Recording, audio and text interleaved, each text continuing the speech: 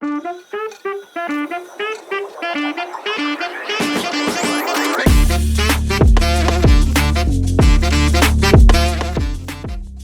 guys, welcome to another episode of the NextGen Icons. And joining us today is a dynamic public relations and communications executive, the voiceover artist, a professional event host with over 5 years experience in the media space.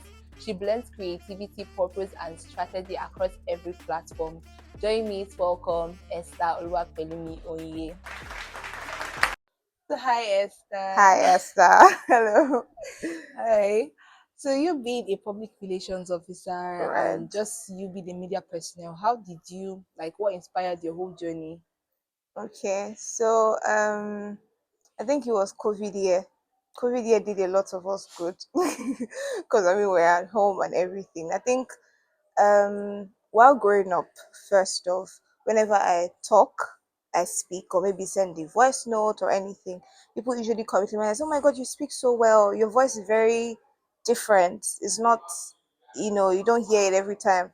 And I didn't take cognizance. I did not ever wait to say, oh, maybe what you're saying is true or not. And my brother he took up a skill during the lockdown as well, and that's what he was doing. So I think he needed somebody to just quickly help me. I think he was learning how to edit videos very well. And there's a way to help him just voice some things. And I think my mom just said, "Oh, let's start doing it," something like that. And I was sitting funny how it was like years. I was sitting in secondary school at the time. So she's like, let Esther do it, and then I voiced it, and when I did it. I just did it. There was no thought process. There was nothing. I just did it, and then I did it very well. People could not believe that that was my voice. I don't know how that changed. I think that just birthed a new journey. I'm like, oh, okay, they like it, and then after that, I think I saw a lot of people online that were voiceover, because I started with voiceovers. That's where the whole thing started from. I started with voiceovers, and then I stumbled on someone. She's also a graduate of Caleb University. I'm going to mention her name everywhere and anywhere. Her name is Omojola Coinsola. I stumbled on her, and she was into voiceovers at the time. So I was like, oh, I think what you're doing, I can do it. I think I just started it because I didn't even know that it was called voiceover, nothing. I just knew that I could speak well, I could sound, I could balance the way I sound and everything. And that was how I texted her that day online, right? I texted her. One thing about me is I think I have audacity.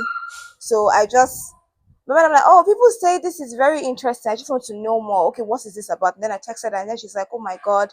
She was very happy about it. And then we started talking. I think that just started from there, birthed everything that I'm into. And then from voiceover, artistry, I did that for a while. I'm still doing that, but that was what that's what I began with for a while. And then from there we moved to radio. From radio I started hosting events. From hosting events, then it was PR.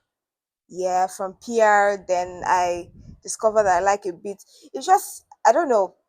For me, I feel like number one, the media space is very wide, Yeah. right? So, but for me, voice over artistry gave me like the first step to now unlocking everything that is in the whole goodness of media. So yeah, I believe I answered your question. Yeah, you All did. right. Okay, so our next question is it's showing your bio that you've worked with notable brands like Chess and Slums and has Right. hosted many events. Right. What moments have been most defining and fulfilling for you? Hmm. Most defining and fulfilling moments. Honestly speaking, I don't think I've gotten to the most defining Yes. and fulfilling moment yet.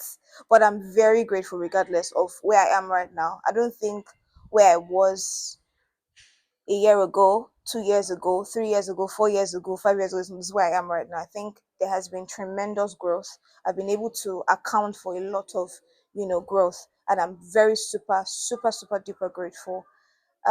Defining moment. I don't think I've gotten to the place, but like I said, I'm very, very grateful for where I am. one thing I would count, but one of the most defining moments is being able, every time I get to host an event, I love it. You understand? Something I've grown to love. Anytime I get to do anything in relations to media space, it's what I love doing. So I think every time I just get to, it's okay. One thing I would say is like very defining. Like when it happened, I was like, wow, Esther, was when I met very big names in the industry. And the reason why I was meeting them was in recognition of the work that I was doing. I was like, Yeah. okay, so maybe I'm not small. That kind of thing. So yeah, I think that's probably my most defining moment. You're not small, basically. Oh, of course, I'm not small, but then I'm like, okay, oh, okay, I'm here, right? So yeah, Esther's are doing great things. yes, that's I do agree. Okay, so our next question is, from where you started to where you are now, how did you evolve into such a confident, multi-skilled communicator? How did I evolve? Um, yes, I did. Because I'm asking myself for the longest, I think I've seen, like I said, I've recorded tremendous growth. But one thing I know that I can point out, right, is the fact that while growing up, I've always been the talkative child. I've always been the chatterbox. I mean, she likes talking. I love it, right? But I think while I was in secondary school, I told myself something. And honestly, I didn't know where it would lead me, to be very honest. I didn't know I would host events. As I, when I came into Caleb University 4 years ago, I did not, I never knew that I was going to ever be in front of a crowd. Do you understand? I didn't know I was going to do radio. I didn't know that I was going to like PR. Everything is just like an unfolding. So yes, I have evolved, but one thing I think that I did in secondary school that probably just put me on that pace is learning how to build my confidence. I think I've always been confident right from being a child, but in secondary school, there's something I did. I made a decision by myself. So we had, an English teacher. There's always making presentations. I remember my classmates would always be very shy. They don't want to go out to present. It's very, very. Well, I took it upon myself. It was something I always looked forward to. I would say I was going to present. So I did that to build Okay. my charisma, my confidence. I was already speaking in front of the crowd at secondary school. And honestly, I didn't know where that I would need it or I would make use of it in the long run. But now in hindsight, looking at it, it came in handy. So yeah, I think yeah, that's just one thing that I think that has probably, you understand, changed or has probably helped me set the pace in anything that I'm doing. I think I really think that's my unique selling point. I am very, very confident, right? I just believe, okay, this is we are here already. Like, let's do it. So I believe that was one of the major things that I did when I was young that I used to build who I Yourself. am, right? So yeah. Mm. Okay. So the next question is, what personal challenges, mentors, or experiences shaped your growth and drive in this space? Oh, let's start from mentors before we move to challenges. Mentors, my God, I think one thing that I have been blessed with is the gift of people. I don't know how. I don't even know. Like, I think about it sometimes and I'm like, wow, I've met people, like, not to, like, I have very people that have, not just people, but people that have like shaped and poured into me. you know, People like Omojola Coinsola, she was the one that helped me refine the whole voiceover thing. Oh, you're doing this, do this a bit better, do this, you understand? She was the first person that took me to radio because I did radio before coming into Caleb. So she was the one that took me to radio. That was why I got the name the radio lady. She was the one, yeah, she was the one that got me to radio. Omojola Coinsola, a lot of them. Adesuwa Giwa Osage, right? Yeah, she works at Arise News. My boss and mentor, Kachi Ofia, she also works at Arise.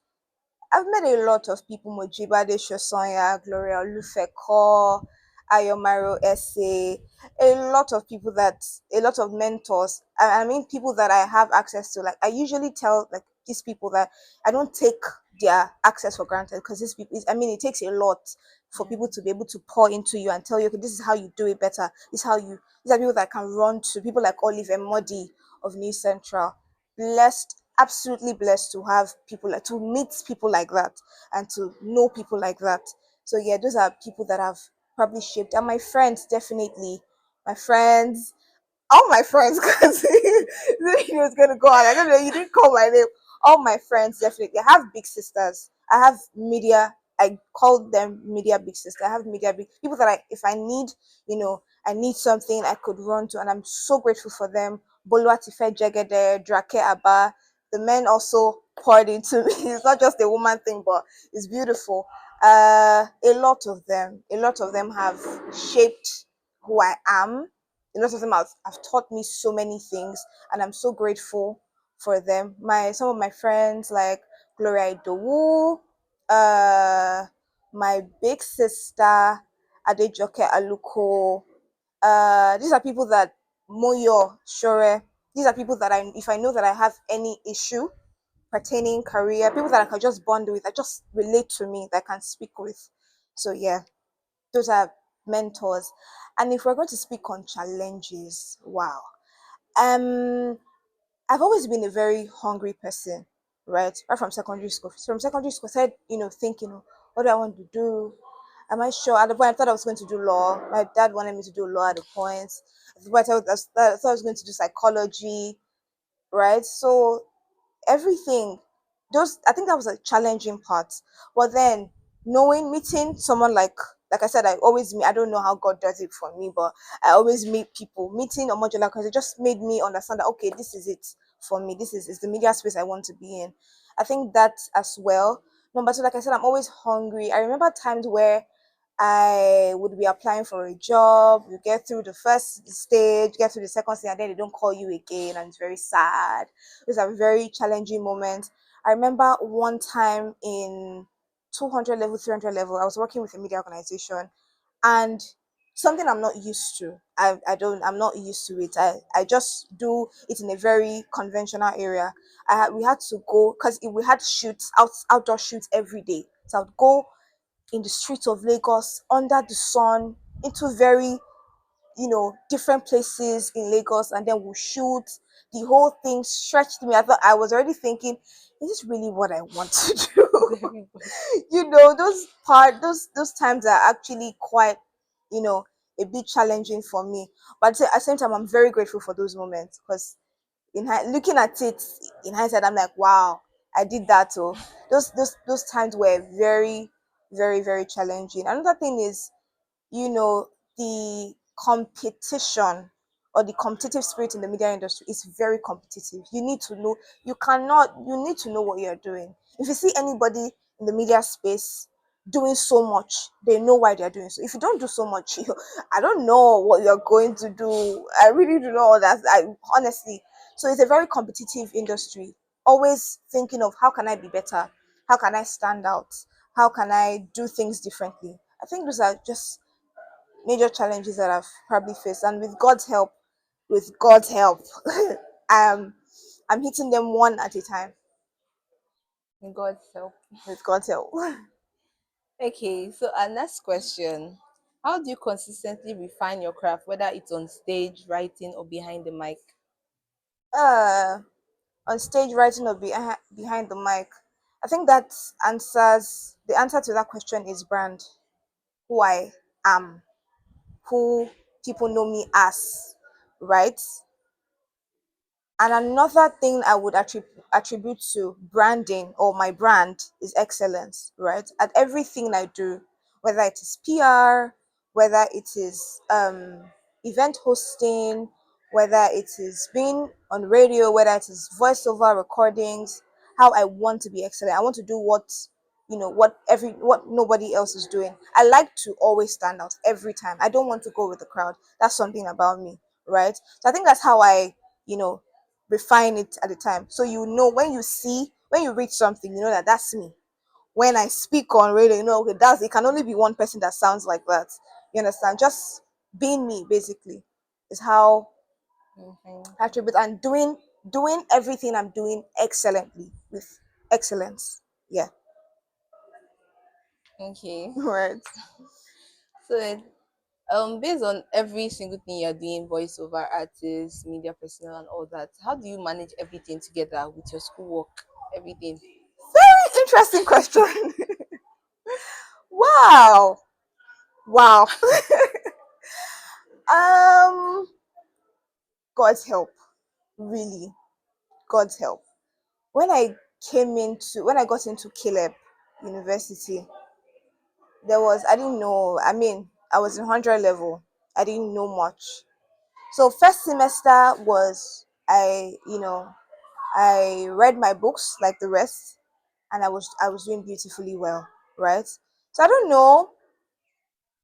I don't know how, really, to be honest. I don't know the answer to that question, but I don't know, with God's help, I always find a balance. I read when I'm supposed to read. I mean, if I have tests, if I have exams, I know that I'm supposed to read. I read at the same time. I don't think, to be honest, I honestly don't think there's a balance. I just don't know how it works hand in hand with me, because as of last week, I hosted an event outside school, right? And I came back the next week for my exams. So I really do not know how to, but with God's help, I'm balancing it quite good. And I don't think I'm doing bad in my academics. I'm not, right? So I think it's just priority. I know that, okay, this season I have exams, I need to read. Can I take more jobs now? No, I cannot take more jobs because I need to dedicate time to read. Do I need to do my assignments on time? Of course, I need to do them on time, and I do them.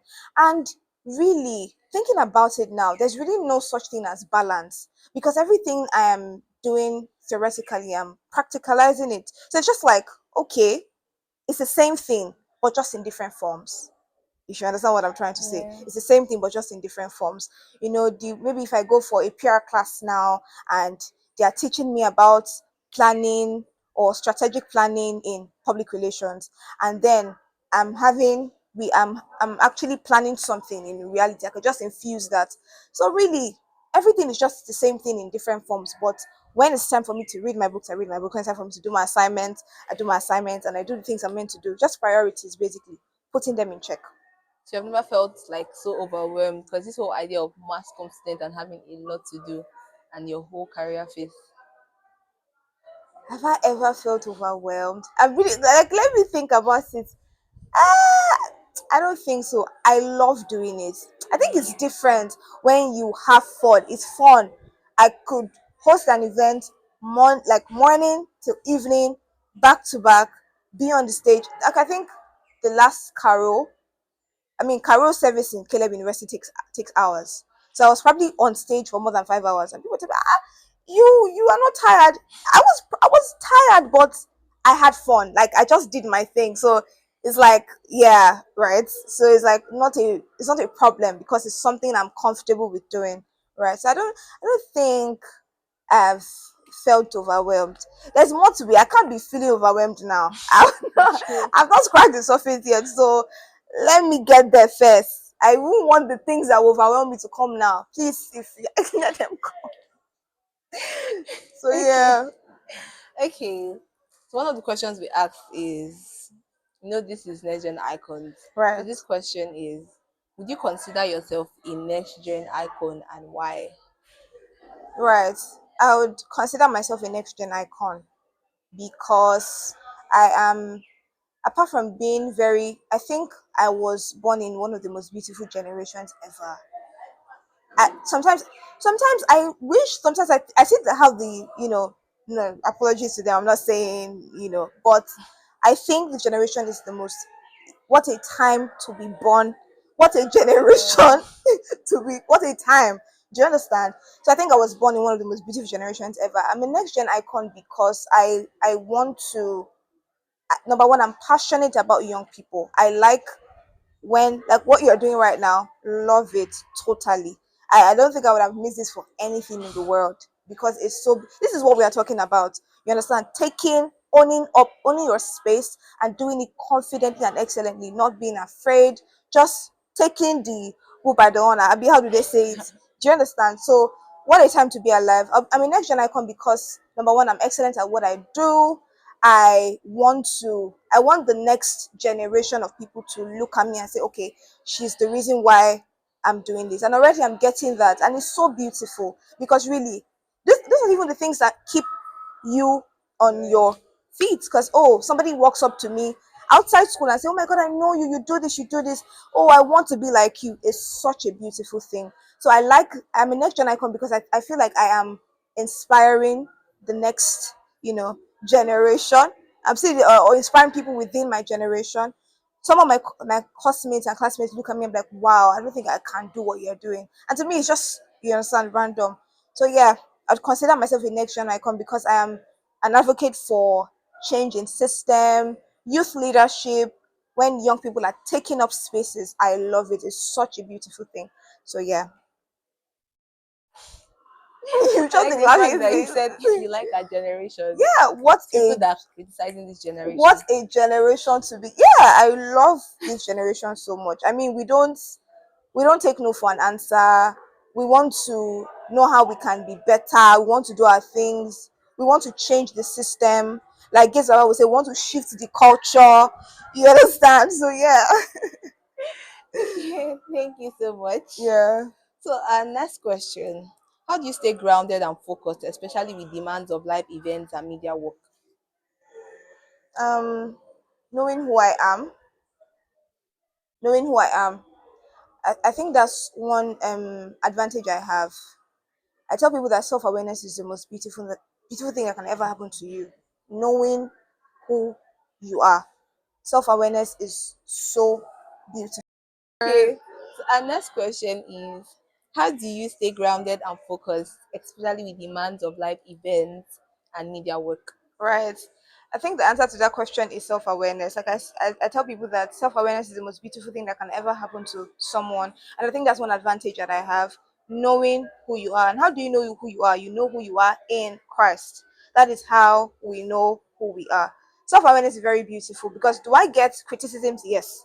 Do I get yeah, you did, I don't think you did this well. I don't think, yes, I get that. In fact, I get before, when people criticize me, you understand, I used to cry. I used to feel so bad about it, right? Because yes, you have critics. I don't think if you don't have critics, I don't think you're doing the right thing, right? You would definitely have critics. But then one thing that I see myself do, is ability that I know who I am. Even though they told me, you, this thing you did is not right, even though I offended someone, even though I did this, I know that this is not who I am. I'm a work in progress. I am confident. I know what I'm doing. I'm an excellent person. I put my everything into everything I'm doing. I would pick up, I would focus on my knowing, like the version of who I am. I know who I am. I say that thing to myself a lot. Recently, something happened between myself and some group of people. And then, the result of what happened should have probably shifted my person and probably made me have low self-esteem or anything, because I see that in this generation most people are always quick to divert into the low self-esteem space. And I think it is, I don't know how I mean, it takes gradual process for some people, but one thing I'm so grateful to God for is the fact that I know who I am. Like, you cannot tell me who I am. I know who I am. I know what God has said about me, right? So I know that I'm a work in progress. I'm not there yet, but I'm going there, and we can't stop now. Your words cannot stop me now, or your actions or anything cannot stop me now. So yeah, I think that's just the most beautiful thing that can ever happen to anyone. I tell people, know who you are. Who are you? You know your capability. Sometimes I can't even lie that sometimes I doubt myself. Sometimes I don't think I'm that good. But when it comes to things that will shake me, or things that's supposed to affect me, I think I just stiffen skin, and I just speak up and say, you know what, this is it. I made a mistake. I didn't kill anyone. I will not do that. I didn't kill anyone. I made a mistake. People make mistakes. I would learn from this mistake and I'm going to do better. I think that's just the motivation I have as a person in knowing who Esther is. Who is Esther? Esther is an excellent person. Esther would do anything excellently. Esther doesn't want to do things, with mediocrity. I want to do things that people would remember me for. So yeah, I think it's just in knowing who I am, really. So, yeah, our last question is: Okay, what's next for Esther from here? What do you see yourself doing after school? Wow, very interesting question. To be honest, I'm going to be doing the things I'm doing right now. I don't think I'm going to be doing anything different. I will still be recording voiceovers. I'm still going to be doing voiceovers. I'm still going to be on radio. I want to do that fully now. I'm still going to be on radio. I currently work with a production company called Cavita Productions. I'm going to keep working. I'm going to be on the red carpet, blue carpet sometimes. I'm going to be in front of stage. I'm going to be on stages. I told myself at my last event, I'm made for stage. I'm made for the stage. So you're going to see me a lot in front of there. So I'm going to just do what I'm doing right now, or maybe on a bigger and larger scale, basically. Yeah. Wow, Right. I'm glad to have you here. Yeah, I'm very excited to begin. I think you're doing an absolutely amazing job. Well done. So much. Right. Right. So yeah, we heard from her. Esther gave us her whole preview, and it's so nice to be called Esther too. Right. So yeah, catch us in the next one. Have a good day. Bye.